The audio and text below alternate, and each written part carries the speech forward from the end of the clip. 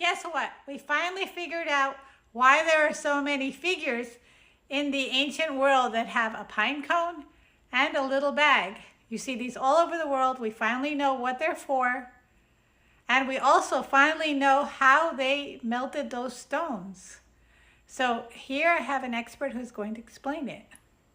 When you buck magnetic fields, pine cones are when you wire them, they crisscross across each other, and those crisscrossing wires create bucking magnetic fields, and those bucking magnetic fields create soap bubbles that are able to wick away the magnetic material from a stone.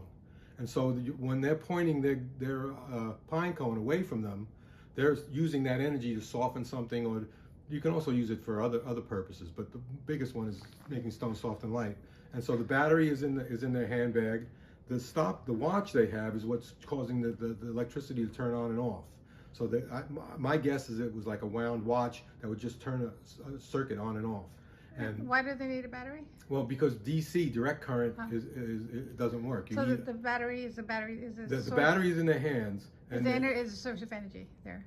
There's a source of energy. Yeah, that's right, exactly. How did they get the energy into the battery? Well, they got chemicals, and batteries are simply a chemical with two pieces of metal. Okay. So, and the wings that they wear usually is an electric fan, and it's blowing the particles away from them. It's kind of like a heat gun.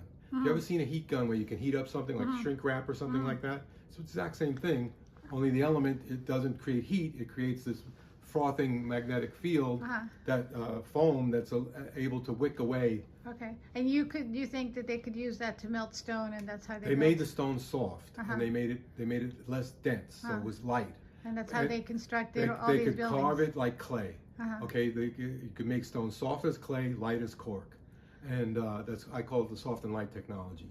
And so the Egyptians were able to, not just the Egyptians, but all these cultures were able to use that to build the big megalithic structures that they have. And that's how the man at Coral Castle also made exactly. it. Coral Castle is a place in Florida that was built by one man, Edward Leete Scanlon, single-handedly. He built this place where he moved tons of stone, and no one knows how he did it. But he said he used the technique of the Egyptians. The idea that matter is made of soap bubbles, and this goes back to Ed Lee Scanlon and the guy who built Coral Castle, and how matter is a soap bubble with a magnetic film on it. And that magnetic film, those north and south magnetic particles, are what draw things together and draw things to the ground. So what we've been told in school is not true? Yeah, not true. Wow. It's about the guy at Coral Castle, I've been there a few times, is that he didn't dress the stones. He would carve one, get it out of the ground, and move to the next one. So you can see the tool marks that he left in the stones. And if you look at coral rock, it's very much like stucco concrete. It has nooks and crannies in it. And so if you were to chisel your way through that, you would blow the dust away and you see the nooks and crannies. But in his stonework, you can see how the coral rock smushed like clay into the holes, and so it's almost like somebody sticking a fork in butter. Okay, and that's how he was able to easily get these chisels into the ground. And explain to me again the surface of the bubbles. Right. Oh yeah. So matter is basically a vacuum bubble. Okay, I believe the vacuum is what we would call life force energy. Okay, so Ed said that matter, he didn't believe in the neutron, proton, electron theory. He said that's wrong. He said matter is really a bubble with these magnetic material, these north and south pole magnetic material around that accumulate around it. And that accumulated magnetic material attracts other material, and that's what causes the matter to come together, gravity and adhesion. Gravity and the magnetic pull.